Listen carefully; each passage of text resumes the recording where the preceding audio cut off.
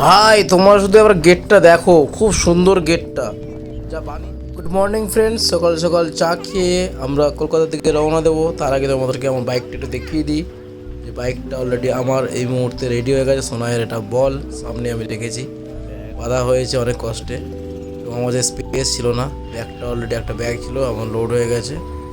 বলতে বলতে বেরিয়ে পড়লাম কলকাতার উদ্দেশ্যে।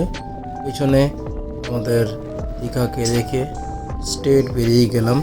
তো চলো যেতে যেতে আবার কথা হবে, রাস্তায় যা হবে তোমাদেরকে অবশ্যই আপডেট দিতে দিতে যাবো। তোলায় আমাদের সাথে থাকো, অবশ্যই ফলো করো যাতে নেক্সট ভিডিও আবার দেখতে পারো তার জন্যে। আর হ্যাঁ, এটা কিন্তু ভুলো না, লাইক অ্যান্ড শেয়ার অবশ্যই করো যাতে আমাকে এই আনন্দ দিও। এই লাইক অ্যান্ড শেয়ার দিয়ে যাতে আমি নেক্সট ভিডিও আবার বানাতে পারি তোমাদের জন্য।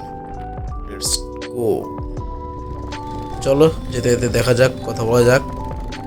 সামনে বিবেকানন্দকে দেখিয়ে আমরা বেরিয়ে পড়লাম। ঠিক মন্দারমণির সামনে গেট দিয়ে আমরা এই মুহূর্তে বাইপাস করব। তার আগে আমরা মন্দারমণি তোমাকে গেটটা দেখিয়ে দিই। যে গেটটা এখন তোমরা দেখছো, এখান থেকে যদি যাওয়া যায় দীঘা থেকে 20 কিলোমিটার মাত্র দেখাচ্ছে। তো চলো সামনে তোমাদেরকে একটা জিনিস দেখাই, তোমরা অলরেডি দেখে নিয়েছো, বাট আবারও ভালোভাবে একটু দেখাতে চলেছি তোমাদেরকে।